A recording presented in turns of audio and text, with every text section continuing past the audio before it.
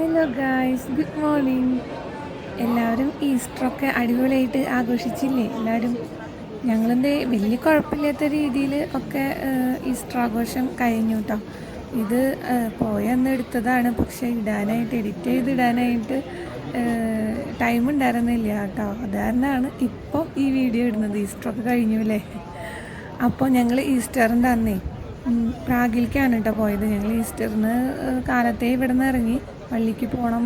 അത് കഴിഞ്ഞിട്ട് പിന്നെ കുറച്ച് അവിടെ ഈസ്റ്റർ മാർക്കറ്റൊക്കെ ഉണ്ട്, അപ്പോൾ അതൊക്കെ കണ്ട് വീട്ടിലേക്ക് വരാം എന്നുള്ളൊരു ധാരണയിലാണ് കേട്ടോ പോയത്.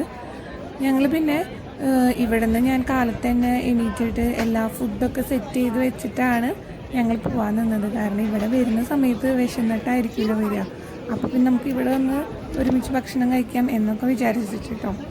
അങ്ങനെ ഞങ്ങൾ കാലത്ത് പോയി പകുതി കുർബാനയെ കാണാൻ പറ്റുള്ളൂ. നേരം വൈകി ഇവിടെ നിന്ന് പോയി ഇറങ്ങിയപ്പോൾ തന്നെ നേരം വൈകി. അങ്ങനെയാണ് കേട്ടോ ഞങ്ങൾ പോയത്. അപ്പോൾ ഇതാണ് ഈസ്റ്റർ മാർക്കറ്റ്. നമുക്ക് ഇങ്ങനെ ഈസ്റ്റർ മാർക്കറ്റ്, ക്രിസ്മസ് മാർക്കറ്റ് അങ്ങനെ പറഞ്ഞിട്ട് ഉണ്ടായിരിക്കും കേട്ടോ. കാണാൻ നല്ല ഭംഗിയാണ്. ഇങ്ങനെ ഫ്ലവേഴ്സൊക്കെ എന്താ പറയുക സെറ്റ് ചെയ്തിട്ട് കുഞ്ഞു ഓരോരോ ഷോപ്പുകളായിട്ട് കാണാൻ നല്ല രസമാണ് കേട്ടോ. അപ്പം ഞങ്ങൾ ഇങ്ങനെയെല്ലാം ഇങ്ങനെ കണ്ടു നടക്കാണ്. കുറേ ആൾക്കാർ ഉണ്ട് അത്യാവശ്യം. എന്താ വെച്ചിട്ടുണ്ടെങ്കിൽ ഇപ്പോൾ സമ്മറും കൂടി ആയില്ലോ. മുഴുവൻ തണുപ്പ് പോയിട്ടില്ല ഉച്ച സമയത്തൊക്കെ, പക്ഷെ നമുക്ക് അത്യാവശ്യം നല്ല ചൂടാണ് ഉള്ളത്. അപ്പോൾ പിന്നെ നമുക്ക് സ്വെറ്ററൊന്നും ഇട്ടില്ലെങ്കിലും കുഴപ്പമില്ല. പക്ഷെ ഞങ്ങൾ ഇവിടുന്ന് സ്വെറ്ററൊക്കെ എടുത്ത് കൊണ്ടുപോയിട്ടുണ്ടായിരുന്നു കേട്ടോ. പിന്നെ ഞങ്ങൾ ഇങ്ങനെ നടന്നുകൊണ്ടിരിക്കുന്ന സമയത്ത് ഇവിടെ വലിയൊരു ഈസ്റ്റർ മുട്ട ഉണ്ട്. വലിയ ഈസ്റ്റർ മുട്ട എന്ന് പറഞ്ഞു കഴിഞ്ഞാൽ നമുക്ക് അതിൻ്റെ ഉള്ളിൽ കയറി ഇരുന്ന് ഫോട്ടോ എടുക്കാൻ പാകത്തിന് സെറ്റ് ചെയ്ത് വെച്ചിരിക്കുന്നതാണ്. അപ്പോൾ കുറേ പിള്ളേരൊക്കെ അവിടെ നിന്ന് ഫോട്ടോ എടുക്കുന്നുണ്ടായിരുന്നു. അപ്പോൾ ഞങ്ങൾക്ക് കണ്ടപ്പോൾ ഞങ്ങൾക്ക് ഭയങ്കര ആഗ്രഹം. അങ്ങനെ ഞാനും പൊന്നൂസും കയറി ഇരുന്നു കേട്ടോ. അപ്പോൾ ഏട്ടൻ ഫോട്ടോ എടുക്കാമെന്ന് പറഞ്ഞിട്ട് ഇവളാണെങ്കിൽ ഒട്ടും സമ്മതിക്കുന്നുണ്ടായിരുന്നില്ല. അങ്ങോട്ട് തിരിഞ്ഞ് ഇങ്ങോട്ട് തിരിഞ്ഞ് ഒരു ഫോട്ടോ പോലും അതിൽ നിന്ന് മര്യാദയ്ക്ക് കിട്ടിയില്ല കേട്ടോ. പിന്നെ ആൾക്കാരിങ്ങനെ ക്യൂ നിൽക്കായിരുന്നു ഫോട്ടോസൊക്കെ എടുക്കാനായിട്ട്. അപ്പം പിന്നെ ഞങ്ങൾ മാറിക്കൊടുത്തു. അങ്ങനെ പിന്നെ ഞങ്ങളിങ്ങനെ കുറേ നടന്നു. അപ്പോൾ കുറേ ഷോപ്പിൽ കുറേ സ്വീറ്റ്സിൻ്റെ ഓരോ ഷോപ്പ്, സ്വീറ്റ്സ് എന്ന് പറഞ്ഞാൽ കുറേ വെറൈറ്റി ഉണ്ട്. അതേപോലെ നല്ല റേറ്റ് ഭയങ്കരമാണ് കേട്ടോ. സാധാ ഷോപ്പ് അല്ലെങ്കിൽ ഇങ്ങനെ തന്നെയാണല്ലോ, ഏതെങ്കിലും ഫങ്ഷനൊക്കെ ആണല്ലോ അവർക്ക് റേറ്റ് കൂട്ടി വിൽക്കാൻ പറ്റുള്ളൂ. ആ കൂട്ടി വിൽക്കാൻ പറ്റുന്ന അവർ നല്ല രീതിയിൽ കൂട്ടിയിട്ടുമുണ്ട്. അപ്പോൾ ഗ്രാമിനൊക്കെ നല്ല വിലയാണ്. പിന്നെ ഞങ്ങൾ കമ്മൽ സംഭവങ്ങൾ അതൊക്കെ നോക്കാൻ നിന്നു കേട്ടോ. പക്ഷേ വാങ്ങിക്കാനുള്ള ഉദ്ദേശമൊന്നും ഉണ്ടായിട്ടല്ല, ചുമ്മാ കാണാനുള്ള ഭംഗി. ഇങ്ങനത്തെ ഒന്നും അധികം ഞാനായാലും യൂസ് ചെയ്ത് അങ്ങനെ ഇട്ട് നടക്കലൊന്നുമില്ല.